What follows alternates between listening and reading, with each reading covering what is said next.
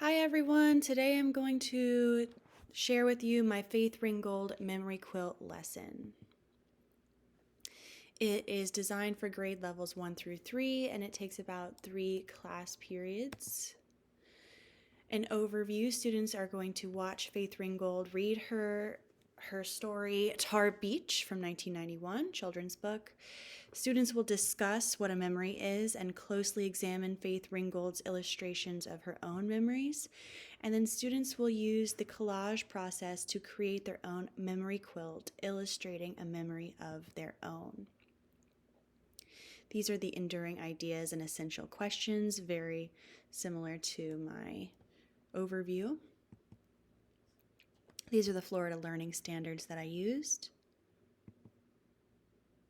Lesson objectives. Students will identify emotions seen in a work of art, describe how art can tell a story, and create a unique collage that illustrates a personal memory. These are the tools and materials that I use. The only one that might be a problem is the clipped squares of decorative scrap paper or wallpaper samples. Really, you can use any kind of colored paper scraps or anything that you have in your classroom.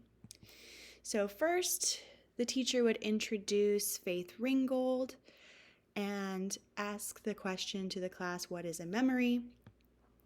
What are your favorite memories? Are memories always happy? How do you think that art can tell a story? And then the class is shown the YouTube video about Faith Ringgold reading her Tar Beach book aloud. This is one of the images that I would show as part of the introduction.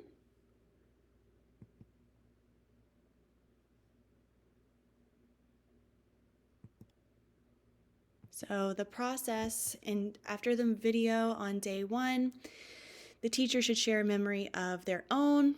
I shared a memory of adopting my cat Pearl as a kitten. I described the feelings I felt when I found her, what it was like to take her home as a new member of the family. And then I showed them my teacher example. This is my collaged memory quilt made with wallpaper clippings. And then ask your class to think of a memory that they would like to share and show in a work of art. Students use pencil to draw their memory on paper, and then we used crayons to color the whole paper, trying to leave no space on the paper uncolored. Get rid of that negative space. I also encourage my students to use Sharpie markers to outline their pencil lines to make it a little more easier to see. On day 2, students can finish up any memory drawings that they need to, coloring all the space once again and outlining all the pencil lines. This is some examples of the paper scraps and also glue sponges that I use in my classroom. On day 2, students look again at the quilted squares in the memory quilts. They choose colors and patterns to incorporate in their own, and they place their artwork on the drying racks. Day 3, students get to share their memory quilts with the class by putting their memory quilt under the document camera. The class gives out snaps with their fingers instead of clapping after each presentation. And then at the end, students use a assessment, which is an exit ticket.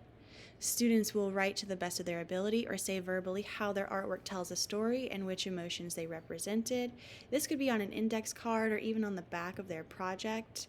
Here is an example of the exit ticket with 3 questions. And here are my references. Thank you so much.